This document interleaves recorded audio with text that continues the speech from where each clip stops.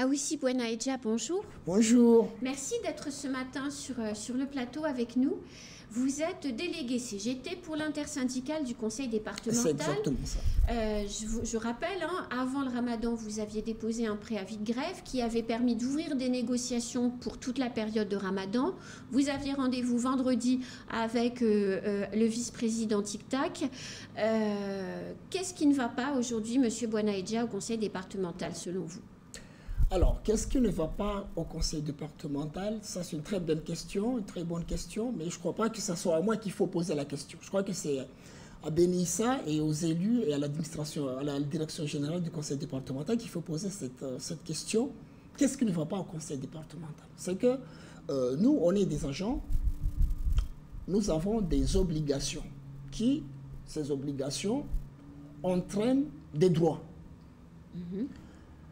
Nous demandons depuis des décennies, sur toutes les majorités successives qui se sont succédées au conseil départemental, nous demandons à ce qu'on nous octroie les moyens pour travailler. Nous ne demandons pas grand-chose, nous demandons uniquement des moyens pour travailler. Et alors, c'est quoi les moyens?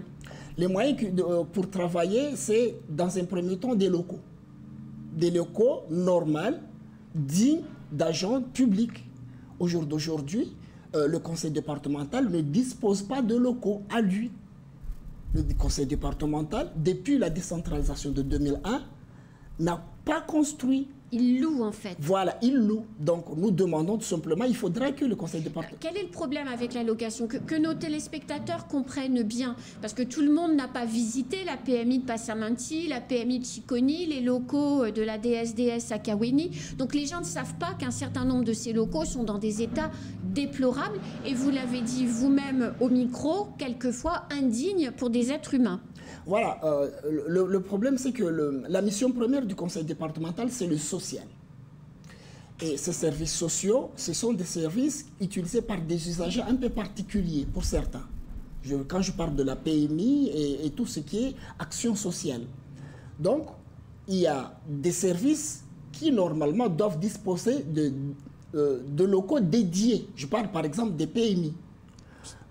Au jour d'aujourd'hui, pendant toutes les majorités successives, on essaie de louer des bâtiments privés, les réaménager pour ensuite se rendre compte que ces bâtiments ne sont pas adaptables alors qu'on a déjà investi. Voilà, on a déjà investi. Au jour d'aujourd'hui, nous avons plusieurs services du conseil départemental dont les agents sont en retrait, c'est-à-dire depuis plusieurs semaines. Pour certains, étaient là depuis plusieurs mois. Ils sont en droit de retrait parce que les locaux ne sont pas adaptés. Le dernier étant les agents de la PMI de Passamanti. Donc, on ne peut pas comprendre aujourd'hui. Alors, ils sont en droit de retrait parce que les locaux sont sales, les locaux sont vétustes, les locaux sont endommagés. Non, les locaux sont sales, c'est que il y a des problèmes sur ce local et ce problème-là a été bien connu avant même l'entrée des problèmes agents. De sanitaire. Voilà, c'est des problèmes sanitaires. Au fait, il y a des inondations des égouts quoi, à l'intérieur du local. Et on prend ceux de la DSDS pour ne pas focaliser sur les PMI. La DSDS, c'est le laboratoire d'analyse. Il pleut dans les bureaux, il y a de l'eau par terre quand il pleut, inondé, des déchets en nombre sur le site et des fils électriques qui pendent partout. Un peu partout. Et partout dans les services, moi je ferai référence par exemple à l'UTA Centre à Chiconi. L'UTA Centre à Chiconi qui, depuis le début du mois de Ramadan, les agents ne parlent pas. Et ce qui est malheureux, c'est que même quand les agents se retirent, les autorités ne viennent pas. Alors, vous avez, pendant tout le mois de Ramadan, travaillé, et vous l'avez dit, et d'autres délégués de l'intersyndicale l'ont dit, vous avez travaillé avec les cadres et les services pour faire des propositions, et vous aviez rendez-vous vendredi matin avec le vice-président Tic Tac, qui est en charge de l'administration générale. Et qu'est-ce qui s'est passé pendant cette réunion? Est-ce qu'elle s'est bien passée, cette réunion? Non, cette réunion ne s'est pas du tout bien passée. On ne peut pas comprendre, nous, aux représentants du personnel, que pendant tout le mois de Ramadan, comme vous l'avez souligné, nous avons eu c'était ces directives, c'était ces propositions, travailler entre vous, et la direction générale et les techniciens pour m'apporter à la fin quelque chose de fini auquel on peut se mettre d'accord ou ne pas se mettre d'accord. On arrive là, c'est vrai, il y a eu beaucoup de travail qui ont été faits. On arrive là, le président nous dit que voilà, j'ai pas pris connaissance. Voilà, ça vous a énervé. Voilà, si je n'ai pas pris connaissance du document, et dans ce cas-là, tout ce que vous pouvez avancer, moi je ne peux pas décider pour les autres. Il faudrait que je consulte les autres. Et dans ce cas-là, nous demandons simplement... Ce qui veut dire que vendredi matin, voilà, vous êtes allé en réunion, mais aucune décision n'a été prise. C'est-à-dire, oui, vous n'avez fait que relire les notes de Même de pas synthèse. Relire les notes, dans la mesure où on nous dit qu'on ne peut pas décider, alors que nous, on était venus dans un format de négociation. Oui. On nous dit que la réunion ne peut pas prendre ce format-là. Dans ce cas-là, nous, on demande voilà, la levée du réunion. Donc, vous avez cessé la réunion? Voilà, nous avons cessé la réunion. Nous avons cessé la réunion et puis on attend qu'on fixe d'autres dates. Mais là, vous allez donc partir en grève? Très certainement, parce que là, au milieu de semaine, là, on aura une réunion en intersyndicale et à partir de là, on décidera de ce qu'on pourra faire. Mais il est très, très probable qu'on refasse une mobilisation et cette fois-ci, j'espère que les agents du département nous entendront et qu'ils reviendront pour vraiment manifester ce cas de figure, en tout cas, qui, voilà, exceptionnel, qui est au conseil départemental. Alors, si qu'on résume bien, en cause, ce sont les locaux. Vous dites qu'il n'y a pas eu d'investissement pendant de très nombreuses années. Or, là, le conseil départemental travaille sur la construction de 2 pôles administratifs, un à Coconi, qui devrait voir le jour en 2024 à peu près, et la reconstruction du site de Mamoudzou qui devrait voir le jour en 2026. Ces pôles administratifs sont devenus aujourd'hui des chimères. Ça fait 4 ans qu'on nous vend ces pôles administratifs, qu'on nous dit qu'il y a des études qui sont faites, et jamais on ne prend l'initiative de nous présenter ces études. Oui. Jamais, on ne sait pas ces pôles administratifs. Le président Tic Tac a dit qu'il allait justement communiquer là-dessus. Oui, l'autre majorité nous avait dit aussi ça. L'autre majorité nous avait dit aussi ça. Donc aujourd'hui, la décision que nous prenons, oui, à chaque fois qu'il y aura un problème dans un service, oui, nous demanderons aux agents de cesser de travailler. Et de se mettre en droit de retrait. Voilà, et de se mettre en droit de retrait.